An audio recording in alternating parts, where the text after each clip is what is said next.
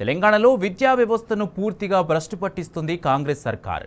ఇప్పటికే గురుకులాలను సర్వనాశనం చేసిన సర్కారు ఇప్పుడు యూనివర్సిటీలను కూడా గబ్బు పట్టిస్తుంది. ప్రతిష్టాత్మక కాళోజీ యూనివర్సిటీకి మాయని మచ్చ తెచ్చింది ఈ ప్రభుత్వం. పైనున్న వారి అండతో యూనివర్సిటీ కేంద్రంగా అవినీతి బాగోతాలు పెచ్చిమీరిపోయాయి. పరీక్షా పేపర్ల మూల్యాంకనంలో తీవ్రమైన అవకతవకలు జరిగాయి.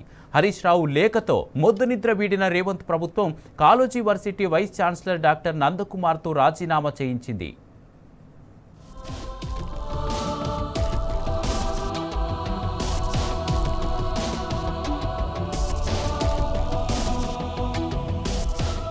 కాళోజీ హెల్త్ వర్సిటీలో అక్రమాలపై గవర్నర్, ఎన్ఎంసీ చైర్మన్ కు మాజీ మంత్రి హరీష్ రావు రాసిన లేఖతో సర్కారులో ఎట్టకేలకు కదలిక వచ్చింది.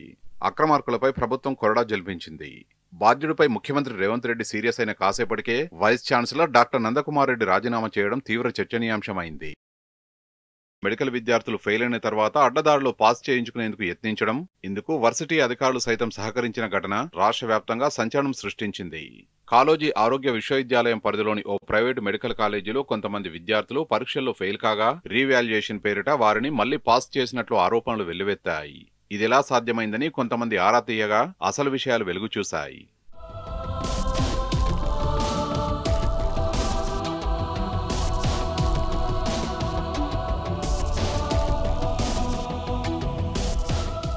పీజీ వైద్య పరీక్షల్లో విద్యార్థులకు జవాబులు రాసేందుకు 30 పేజీల బుక్లెట్ ఇస్తారు.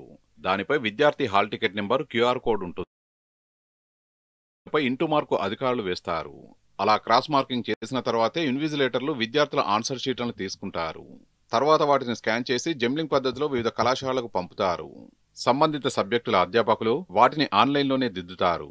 ఈ ప్రక్రియ చాలా పకడ్బందీగా నిర్వహిస్తారు. ఇక సాఫ్ట్వేరే మొత్తం జవాబులకు వేసిన మార్కుల్ని లెక్కిస్తుంది. అయితే కొంతమంది విద్యార్థుల జవాబు పత్రాల్లో ఇంటూ మార్కు వేసిన పేజీల్లోనే కొట్టివేసిన ఇంటూ మార్కు ఉన్న పేజీల్లో రాసిన జవాబుల్ని లెక్కలోకి తీసుకోరు. కానీ ఆయా జవాబులకు మళ్లీ మార్కులు వేసి పాస్ చేసినట్టు ఆరోపణలు వెల్లువెత్తాయి.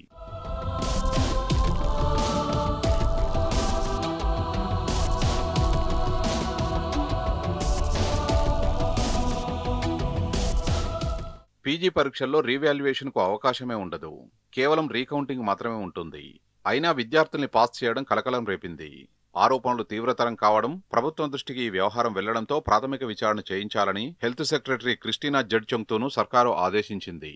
ఈ నేపథ్యంలో 3 సభ్యులతో ఆరోగ్య శాఖ కార్యదర్శి ఓ కమిటీ వేశారు. విచారణలో ఓ విద్యార్థిని పాస్ చేసినట్టు అధికారులు గుర్తించారు. వర్సిటీ ఇటీవల విడుదల చేసిన పీజీ ఫలితాల్లో 205 మంది విద్యార్థులు ఫెయిల్ కాగా వీరిలో 155 మంది రీకౌంటింగ్ కు దరఖాస్తు చేసుకున్నారు. వీరిలో ఒక్కరూ కూడా పాస్ కాలేదు. అయితే వర్సిటీ అధికారులు పాస్ చేసిన సదరు విద్యార్థినికి అసలు హాల్ టికెటే లేదని విచారణ సందర్భంగా అధికారులు గుర్తించినట్టు తెలిసింది. ఈ నెల 21న విద్యార్థిని పాస్ అయినట్లు వెల్లడించడం వివాదాస్పదంగా మారింది.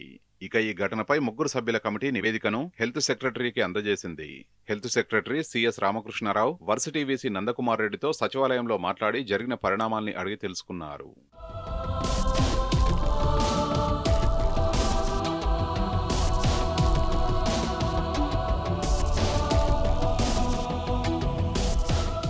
కాళోజీ వర్సిటీ వ్యవహారంలో మాజీ మంత్రి, బీఆర్ఎస్ నేత హరీష్ రావు సైతం గవర్నర్, జాతీయ వైద్య మండలి చైర్మన్ కు గురువారం లేఖ రాశారు. ప్రతిష్టాత్మక కాళోజీ ఆరోగ్య విశ్వవిద్యాలయం అవినీతి, అక్రమాలు, వివాదాలకు నిలయంగా మారడంపై ఆందోళన వ్యక్తం చేశారు. ఆరోపణలు బలంగా వినిపిస్తున్నా వీసీపై ఎందుకు చర్యలు తీసుకోవడం లేదని ప్రశ్నించారు.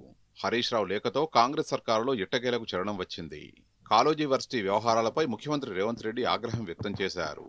పరీక్ష పేపర్ల మూల్యాంకనంలో అవకతవకలు, ఇష్టారీతిగా ఇన్ఛార్జీల నియామకం తదితర ఘటనలపై వస్తున్న ఆరోపణలపై ఆరా తీశారు. వైద్యారోగ్య శాఖ ఉన్నతాధికారుల నుంచి సీఎం వివరణ కోరారు.